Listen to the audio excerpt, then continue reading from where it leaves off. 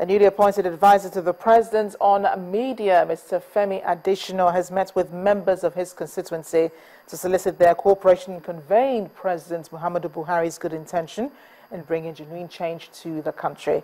At an interactive session with the Guild of Editors, Mr. Adesina promised that he will constantly bring to the attention of the president the pulse of the nation as regards what type of change needs to be applied.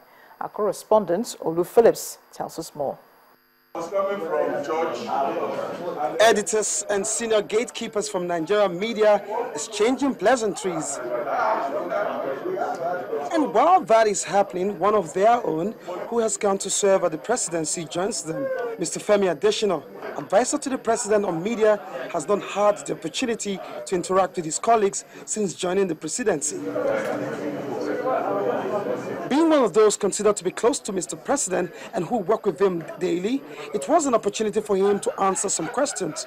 So I started by asking him the seeming gulf between the presidency and the National Assembly. You wouldn't blame the president for it because he felt everybody was going to play fair, everybody was going to play decent, everybody was going to play noble. Because the process started in the party and they were all elected on the platform of the party, so he felt everybody was going to honor and respect it.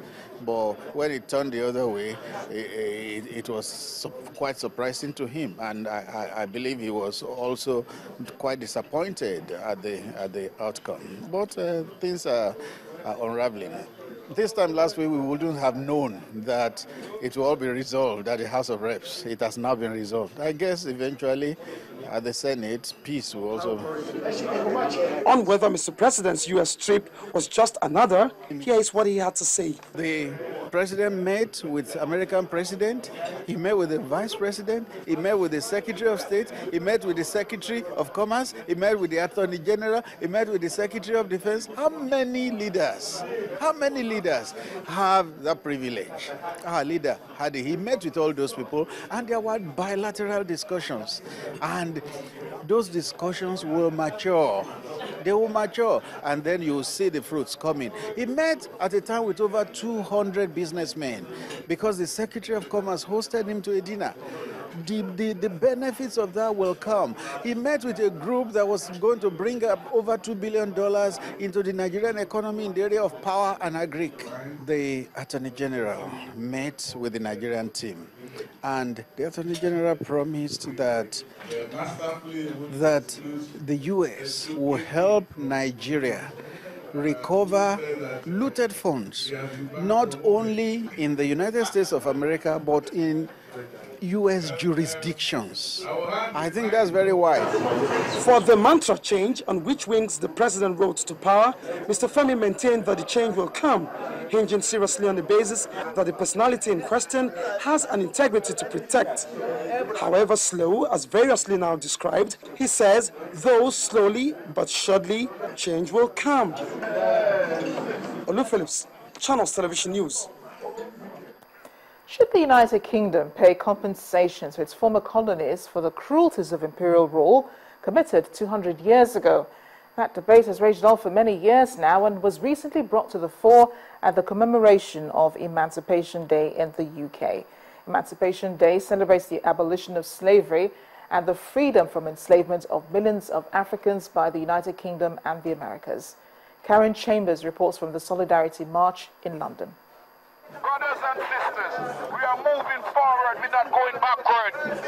Emancipation Day is special to people of African descent whose ancestors were enslaved in Britain, America and other parts of the Western world, then eventually liberated from bondage. Each year, supporters of Pan-Africanism gather here in London. The city was a major hub for slave merchants. London was popular for the business of buying and selling humans as cargo, sold to plantations in the Caribbean that enriched the British Empire. Celebrations in London start here in Windrush Square, named after one of the first ships to set sail from the Caribbean to the UK in 1948. It was the start of mass migration from Britain's colonies. Rastafarians and Pan-African supporters, most with genetic ties to the transatlantic slave trade, want to see stronger ties with Africa, a place that they see as the motherland. And the controversial theme of reparations for Britain's role in the trade is at the core of the Pan-African movement. Britain compensated its slave owners to the sum of around £17 billion for lost earnings when legislation banned trade. 200 years after the Act was passed, some believe the scars of lives sold to farm sugar, tobacco and other crops still remain. I know people say there is a limitation to certain claims, but really, judicially speaking, what we are asking for, there is no limitation to crimes against humanity. 200 years, there is no limitation, and so this is what the reparation is about. Recently, we've seen former British colonies demanding reparations for centuries of abuse, from the Mau Mau survivors in Kenya, who won a case against the British government, to descendants of Caribbean slaves. Former Prime Minister Tony Blair did make a partial apology, but some say there's no room for post-colonial guilt. I think reparations, this type of reparation is for the descendants of the transatlantic slave trade, of which some of the Africans had a hand in themselves. Africans should be at the forefront of this march. Some people think when you talk about reparations, it's talking about some money. We're not talking about some money, my sister. We're talking about repairing damage, which really begins with us as a people, repairing ourselves. It also means that we have to have land reform. We need to have our land returned. We need to have our artifacts returned. We need to have infrastructure that we can call our own, that we can once again be a nation of people. The question of reparations is one that will go on for a very long time, as there is no easy solution to the issues raised. Atrocious history aside, the celebration and richness of African culture still lives on. Karen Chambers, Channels Television News, London. Communities in Ogidi in Idemili local government area of Anambra State are crying out that their lives are being threatened by nature, as if floods have ravaged their homes, and lay the blame firmly at the doorstep of the contractor awarded with the construction of the Enugu-Onitsha road. The contractor, however, denies any wrongdoing, claiming the communities did not allow for the construction of a drainage system. Our community report tonight examines both angles and what the state government has planned.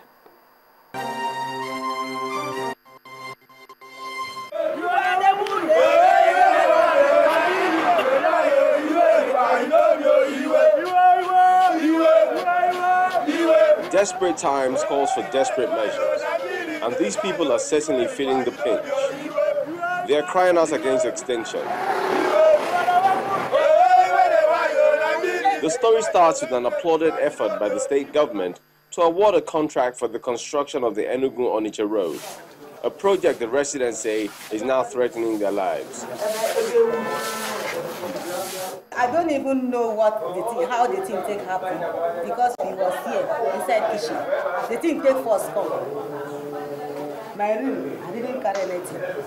The whole room, I just to run. The worst part of it was that nobody removed even a single pin. Their children sank inside the water. They had to first rescue their children before the property. So nobody removed even a single. It was very terrible. They allege that the contractor, in attempting to cut costs, dug a catchment pit at the side of the road to channel water flowing from about 7 communities. The resultant effect of that has been flooded homes, destruction of property, not to mention angry and displaced people. Construction firm should have take the topography of this area. Now know what they should do. How will you construct a road? At a point, you stop the drainage. Now, we are at verge of. In fact, you have seen our places. It's fallen and it's a big devastation. A source from the contractor disputes the claim, saying that the residents resisted the attempt to construct a drainage system through their communities.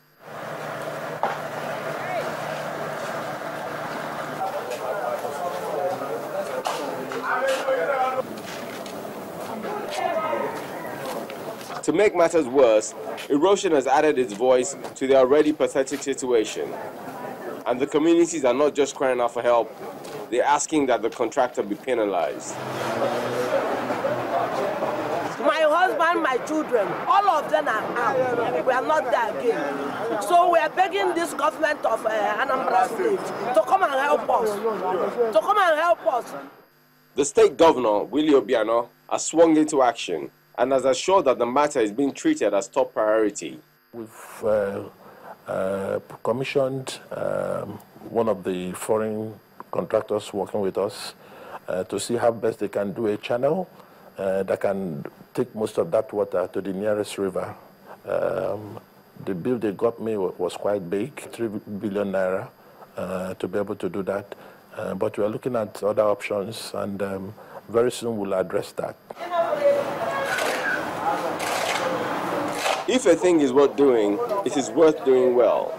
And for those who have been placed with the responsibility of carrying out projects to better the lot of others, they should ensure that the work is carried out properly for the benefit of all.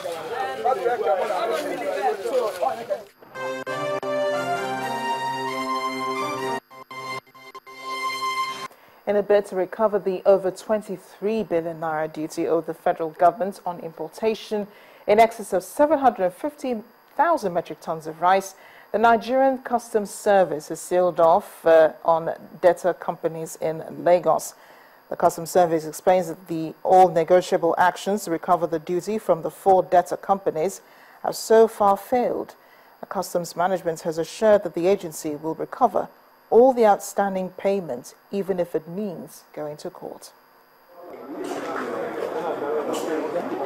The 2014 federal government waiver of 10% on duty and 20% on levy paid for the importation of rice came with some agreed conditions. Notwithstanding the gains, quantities imported in excess of the approved quota are subjected to a surcharge of 10% duty and 60% levy. Some importers, however, defer this agreed payment. We are no longer issuing ultimatum. We are ready to walk the talk with decisive action to recover outstanding duty payable to the federal government of Nigeria. As of today, 4 importers are still indebted to the federal government to the tune of 23 billion 603,479,402 naira 44 kobo only. Together, they have imported a combined excess of 750,253.3 metric tons of rice. Straight up, the service matches words with action. Please, gentlemen, please shut down your system and please evacuate the office. Please. You have only 15 minutes to do it. To seal off the warehouse and office of one of their debtors.